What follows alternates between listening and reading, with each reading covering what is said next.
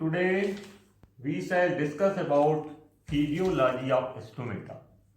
Stomata की physiology पर आज हम बात करेंगे और इसके साथ जानिए आप ये स्टोमेटा बना हुआ है। देखिए ये ओपनिंग हो रही है, स्टोमेटा यहाँ पर ओपन है और यहाँ पर ऑलमोस्ट क्लोज है। ऑलमोस्ट इसलिए बोल रहा हूँ मैं कि स्टोमेटा कभी भी कंप्लीटली क्लोज नहीं हो सकते, थोड़ी बहुत पोर खुला रहेगा ताकि गैसों का आदान प्रदान होता रहे।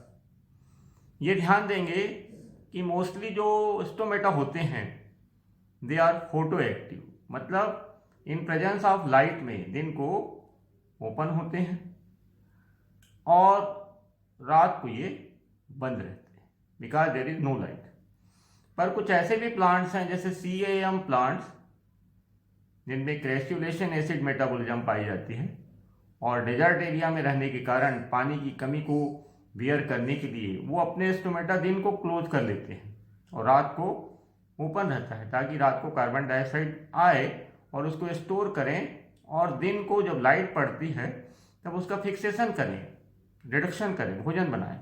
तो ऐसे स्टोमेटा स्कोटो एक्टिव कहलाते हैं जो CAM प्लांट की खासियत है। वो प्लांट अपने आप को सर्वाइव करने के लिए उनमें इस प्रकार के एडाप्टेशन हुए, लेकिन मोस्टली ड्यूरिंग डे में ही ओपन रहेंगे। अब सवाल ये उठता है कि स्टोमेटा का जो मूवमेंट है, ओपनिंग एंड क्लोजिंग है, इसी को फिजियोलॉजी कहा जाता है, ये ऐसी किस प्रकार से हो रही है।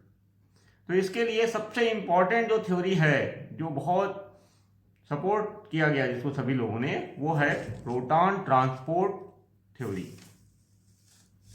Proton transport theory and hormonal regulation theory. लेकिन ये बहुत बाद में आई है, इसके पहले 2-3 थ्योरी और दी जा चुकी थी, जिसमें सबसे जो सिंपल थ्योरी थी वो थी ऑस्मोटिक कॉन्सेंट्रेशन पर बेस्ड थी।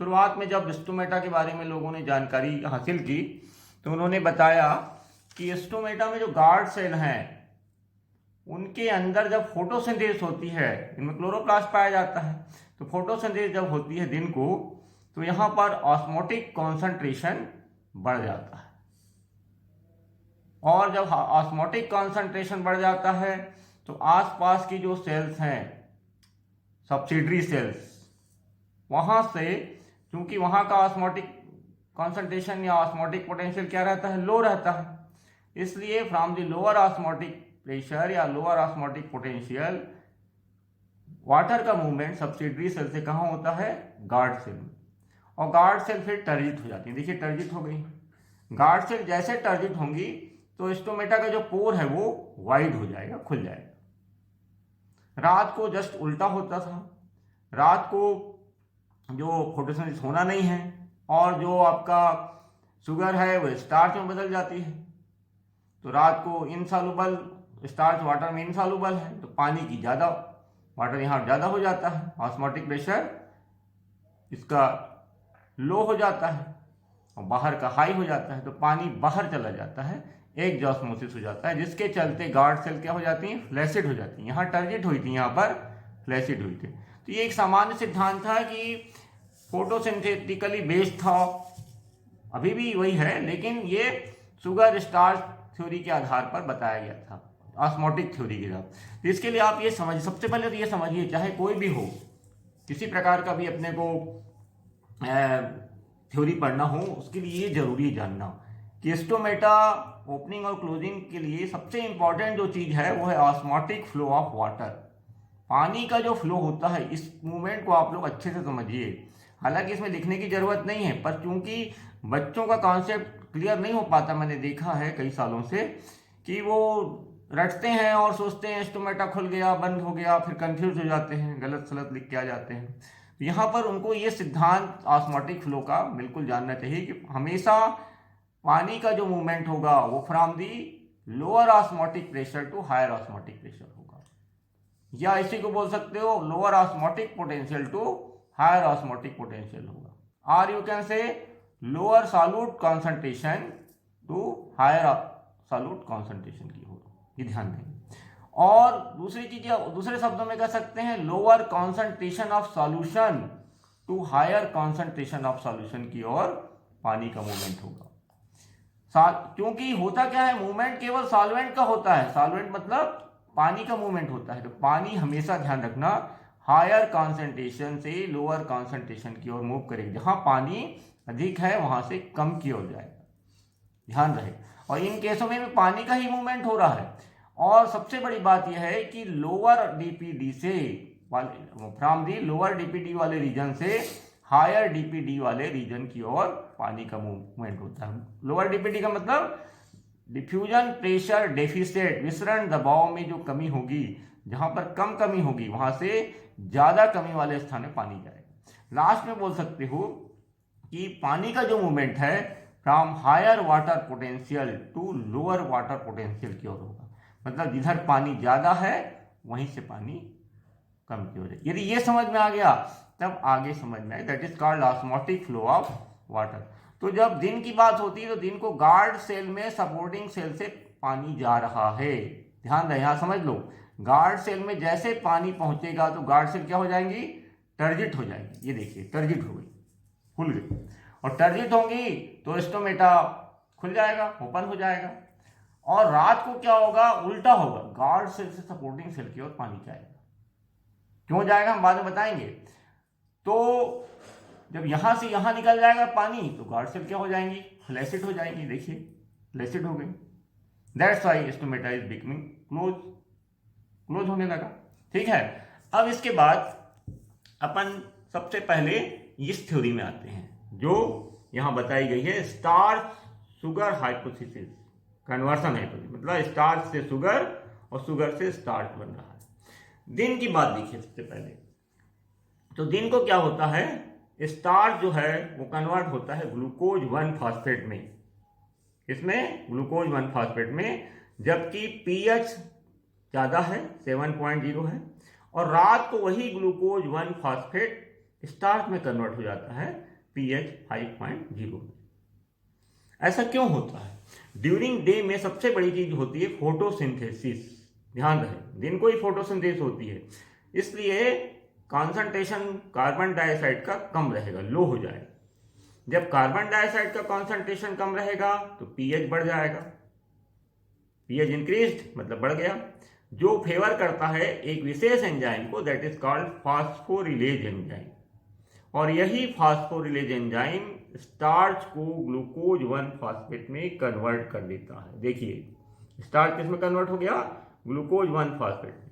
अब ये ग्लूकोज 1 फास्फेट कहां है, गार्ड सेल में है, जो कि सॉल्युबल है, घुलनशील है, किसमें, गार्ड सेल के सेल शेप में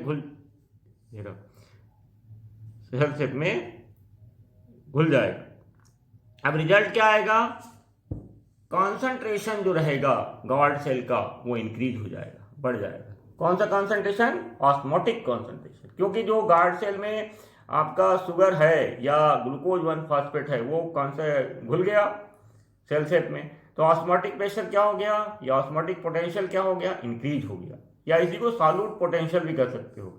और डीपीडी क्या हो गया, इंक्रीज हो गया, मतलब पानी की कमी हो गई। ध्यान रहे, ऑस्मोटिक प्रेशर या पोटेंशियल का बढ़ना मतलब सॉल्यूशन तो बन गया है, लेकिन यहां पर पानी की कमी हो गई है, गाढ़ा घोल हो गया है। अब इसके चलते हमारे ये जो गार्ड सेल के आजू बाजू में जो सब्सिडरी सेल हैं वहां से पानी गार्ड सेल में पहुंच जाएगा। Water will move from subsidiary cell to guard cell due to higher DPD. यहां का डीपीडी लो है, तो हमेशा सिद्धांत यह है कि पानी कहां से कहां मूव करेगा, it will flow from lower diffusion pressure deficit to higher diffusion pressure deficit, या from lower osmotic pressure to higher osmotic pressure. अब देखिए जैसे पानी अंदर आया गार्ड सेल क्या हो गई, टर्जिट हो गई, स्टोमेटा ओपन हो गया। अब इसके बाद नाइट में देखिए, नाइट में क्या होता है, जस्ट अपोजिट होगा, देयर इज नो फोटोसिंथेसिस, प्रकाश संश्लेषण नहीं हो रही है, कार्बन डाइऑक्साइड विल एक्यूमुलेट मतलब इकट्ठा हो जाएगी गार्ड सेल में, कार्बन डाइऑक्साइड वाटर से मिलेगा, कार्बोनियम आयन बनाएगा। देखिए तो एसिडिटी बढ़ गई तो पीएच लो हो जाएगा, और पीएच जैसे लो होगा तो स्टार्च बन जाएगा, ग्लूकोज 1 फास्फेट क्या हो जाएगा, स्टार्च में कन्वर्ट हो जाएगा। ध्यान रहे, ठीक है। और स्टार्च में जैसे बदला तो स्टार्च क्या होता है, पानी में मैंने पहले बताया था वाटर में इनसॉल्युबल है, अब गार्ड सेल में पानी बढ़ जाएगा तो रिजल्ट क्या होगा, ऑस्मोटिक पोटेंशियल और डीपीडी गार्ड सेल का क्या हो गया, कम हो गया। तो जस्ट जो सिद्धांत पहले अपनाया गया उस सिद्धांत को फॉलो करते हुए ये पानी बाहर चला जाएगा, कहाँ, सब्सिडरी सेल में, कहाँ से, गार्ड सेल से, मतलब एक ऑस्मोसिस हो जाएगी, जो गार्ड सेल है वो क्या हो जाएंगी, फ्लैसिड हो जाएंगी, मासूम हो जाएंगी। यहाँ पर टर्जिट हुई थी, यहाँ पर मतलब यहाँ बाहर चला गया गार्ड सेल से पानी, क्यों, क्योंकि स्टार्च बन गया था, स्टार्च इनसॉल्युबल है इन वाटर। अब इसको क्रिटिसाइज किया गया, लोगों का कहना था, मतलब लोगों का मतलब वैज्ञानिकों का, उन्होंने कहा ग्लूकोज 1 फॉस्फेट जो है it can not change such osmotic potential which induce stomata to open, मतलब ऐसा ऑस्मोटिक पोटेंशियल ये परिवर्तित नहीं कर सकता ग्लूकोज 1 फॉस्फेट जो स्टोमेटा को ओपन कर सके। तो इन्होंने क्रिटिसाइज किया। फिर एक नए विद्वान आए जिनका नाम था स्टीवार्ड, उन्होंने अपनी योजना बताई, स्टीवार्ड स्कीम के नाम से जानी जाती है। उनका ये कहना था कि स्टार्च ग्लूकोज 1 फॉस्फेट में बदलता है जब पीएच हाई होती है, लेकिन पहले ग्लूकोज 1 फॉस्फेट फास्फोग्लूकोम्यूटेज की उपस्थिति में ग्लूकोज 6 फॉस्फेट में कन्वर्ट हो जाएगा, मतलब फॉस्फेट की जो पोजीशन 1 नंबर में थी किस में चली गई, 6 में, और उसके बाद एक एंजाइम की उपस्थिति में, फॉस्फेटेज की एंजाइम की उपस्थिति में ये ब्रेक डाउन हो जाएगा ग्लूकोज और इनऑर्गेनिक फॉस्फेट में। अब ये glucose is soluble and increase concentration of cell.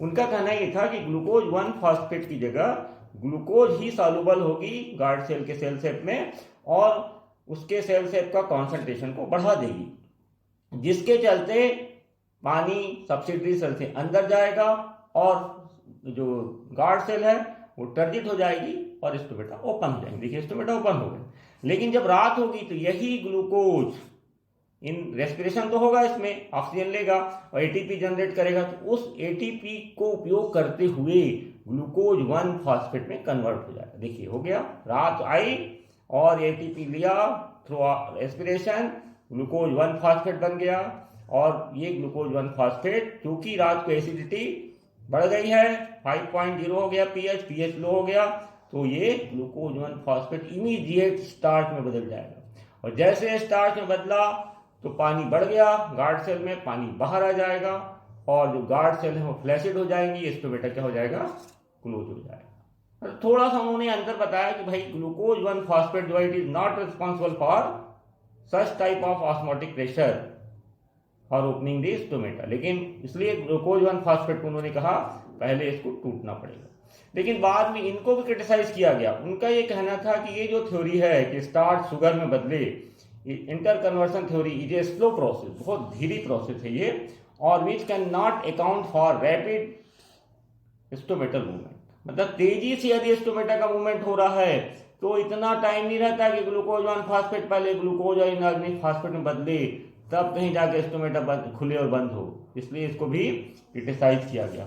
फिर लास्ट में एक लेविट जी आए हमारे 1974 में, इन्होंने जो थ्योरी दिया है ये यूनिवर्सली एक्सेप्टेड है, मतलब सर्वमान्य हो गई, और इसके अनुसार मतलब बहुत रिप्यूटेड आदमी है ये, तो इन्होंने जो थ्योरी दी बहुत ही फेमस हुई, इसको कहा जाता है proton transport theory and hormonal regulation theory. दिन को क्या होगा, देखिए स्टोमेटा ओपन रहेंगे, यहां पर जो सिद्धांत काम करेगा वो प्रोटॉन आयन ट्रांसपोर्ट पर आधारित रहेगा, पोटेशियम आयन यहां पर ट्रांसपोर्ट करेंगे from supporting cell to guard cell. देखिए ये चित्र, ये गार्ड सेल बना हुआ है जिसकी वैक्यूल है, ये सब्सिडरी सेल है, दिखा, तो ये बड़ा अलग से बड़ा करके दिखाए हैं, इतनी बड़ी गार्ड सेल नहीं, गार्ड सेल तो ऐसी रही किडनी सेल, लेकिन हमने समझाने के लिए अच्छी बुक से लिया है। तो यहां पर गार्ड सेल के अंदर पोटेशियम का इनफ्लक्स हो रहा है, अंदर जा रहा है, एंट्री हो रही, जो कि रिस्पॉन्सिबल है for the opening of stomata, ऐसा बताया गया है। तो ये एक एक्टिव प्रोसेस है, ध्यान रहे, सक्रिय, यहां पर एटीपी इज रिक्वायर्ड, ये जो एटीपी है इसके कारण ही पोटेशियम आयन अंदर आएगा, ध्यान रहे, ठीक है। तो इस प्रकार से एक्टिव प्रोसेस होगी, एटीपी इज रिक्वायर्ड।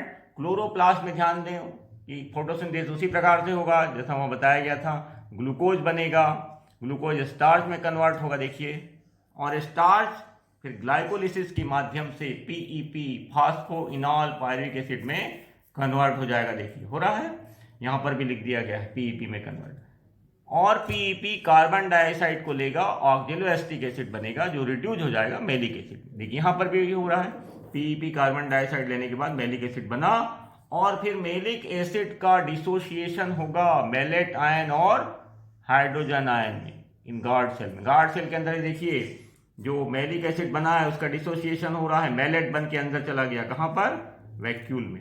अब देखिए जो ये पोटेशियम आयन अंदर आया है, इसके को बैलेंस करने के लिए इलेक्ट्रिकली पॉजिटिव और निगेटिव को यहाँ निगेटिव आना जरूरी था कि ताकि ये बैलेंस हो जाए। इसके लिए इलेक्ट्रिकली बैलेंस के लिए इसको मैलेट दिया, यहाँ पहुंचा है, और ये मैलेट मिलके पोटेशियम मैलेट बना देगा, जिससे कि अब देखिए पोटेशियम मैलेट बनते ही इस गार्ड सेल का ऑस्मोटिक कॉन्सेंट्रेशन क्या हो जाएगा, बढ़ जाएगा। सबसे बड़ी बात, सिद्धांत वही है, पर ये ऑस्मोटिक कॉन्सेंट्रेशन बढ़ा क्यों, पोटेशियम आयन के अंदर आते ही, और इधर से उसको बैलेंस करने के लिए मैलेट आयन और क्लोरीन आयन का अंदर आना जरूरी था, जिसके चलते बैलेंस आ गया, और उसके बाद osmotic concentration of guard cell क्या हो गया, बढ़ गया।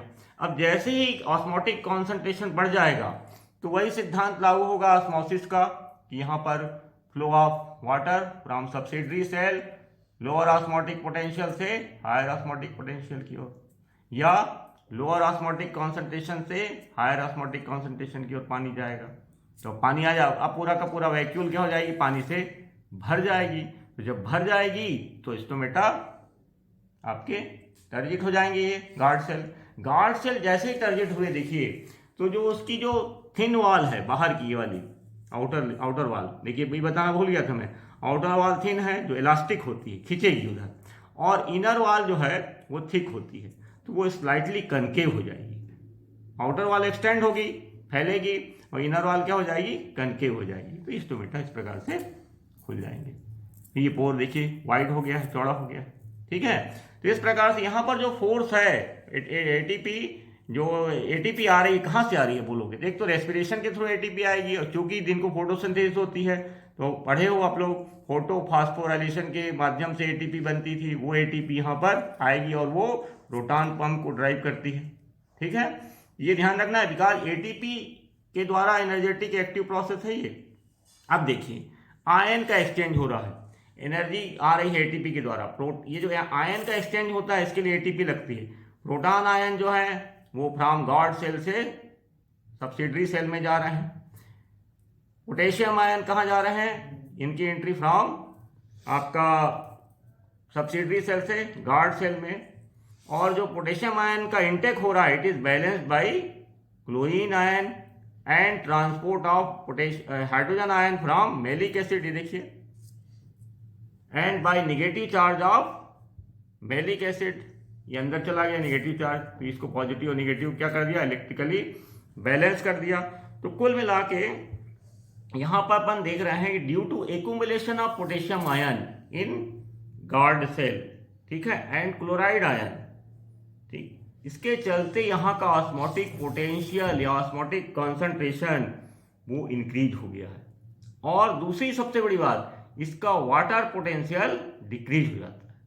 अब जब वाटर पोटेंशियल का सिद्धांत मैंने पहले बताया था कि वाटर पोटेंशियल जब कम होगा तो हमेशा पानी फ्रॉम हायर वाटर पोटेंशियल से लोअर वाटर पोटेंशियल की ओर जाएगा। तो इसका वाटर पोटेंशियल क्या हो गया है, कम हो गया है, इसका ज्यादा है, तो यहां से पानी यहां जाएगा। इस प्रकार से गार्ड सेल टर्जिट हो जाएगी due to increase concentration of potassium ion and malate ion in vacuole.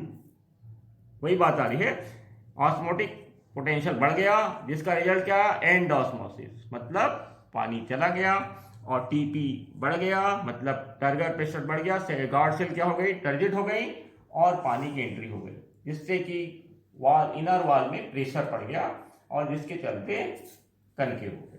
तो ये होता है दिन को। लेकिन अब रात को क्या होगा, रात को जस्ट अपोजिट होगा। रात की जो बात होगी यहाँ पर वो पैसिव होगी, यहाँ पर एटीपी की जरूरत नहीं पड़ती, क्योंकि स्टोमेटा को बंद होना है।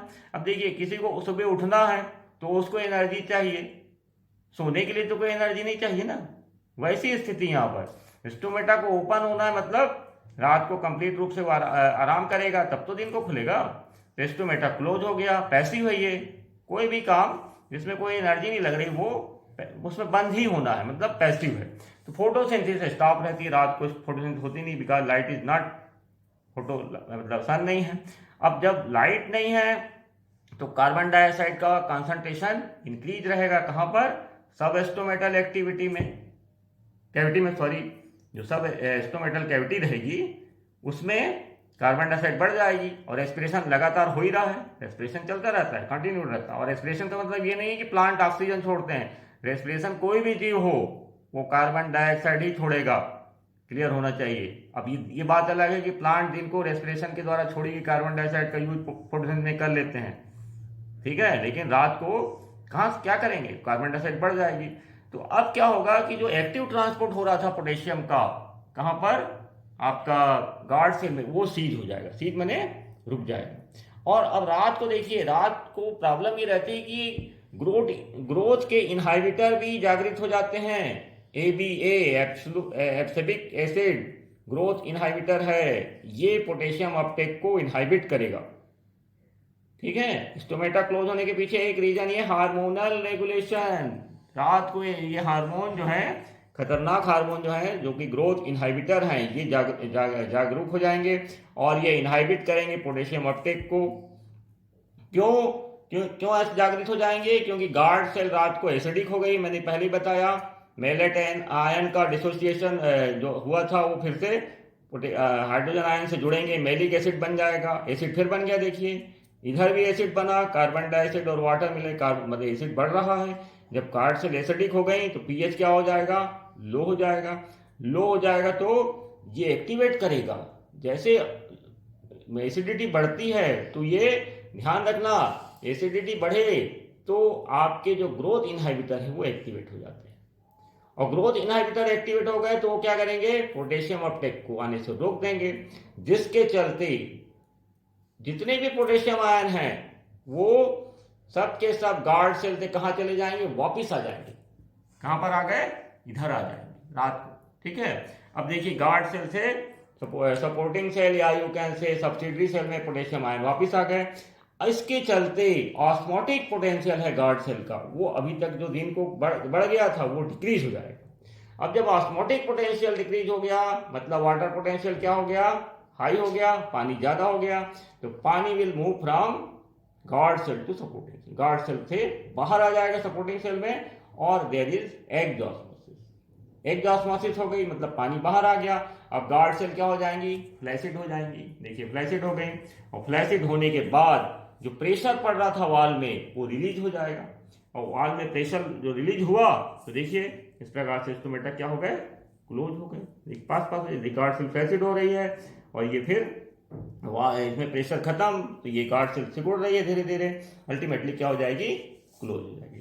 तो इस प्रकार से बात ये है कि ऑस्मोसिस जो है it is responsible for the opening and closing. यदि हायर ऑस्मोटिक प्रेशर है गार्ड सेल में तो मान के चलिए ये ओपन हो जाएगा, यदि लोअर ऑस्मोटिक प्रेशर है रात को तो ये आपका क्लोज हो जाएगा। और स्टोमेटा के में जो बात हो रही है उसमें आयन अपटेक बहुत इंपॉर्टेंट है भाई। यदि आयन, पोटेशियम आयन अंदर जा रहा है, क्लोरीन आयन अंदर जा रहा है, मैलेट अंदर जा रहा है, तब तो मान के चलिए कि स्टोमेटा ओपनिंग होगी। और यदि आयन बाहर आ रहा है, कहां से, गार्ड सेल से, तो मान के चलिए कि स्टोमेटा क्लोज होगा, ठीक है। तो इस प्रकार से हमने जाना कि जो फिजियोलॉजी ऑफ स्टोमेटा है ये ज़्यादा कोई डिफिकल्ट नहीं है, लेकिन आपको डिफ्यूजन, ऑस्मोसिस, डीपीडी इनके बारे में फंडामेंटल क्लियर होना चाहिए कि लो ऑस्मोटिक प्रेशर क्या होता है, हाई ऑस्मोटिक प्रेशर क्या होता है। तो अभी फिलहाल तो हमने आज स्टोमेटल मूवमेंट या फिजियोलॉजी ऑफ स्टोमेटा के बारे में बताया, फिर आगे समय मिलेगा तो कभी हम वाटर रिलेशन के बारे में बताएंगे कि OP, DPD, TP, turgor pressure, ये तमाम जो प्रेशर्स हैं इनका किस प्रकार से हमको प्लांट में वाटर रिलेशन के संदर्भ में उपयोग करना है। तो आज के लिए इतना ही। थैंक्स। ओके।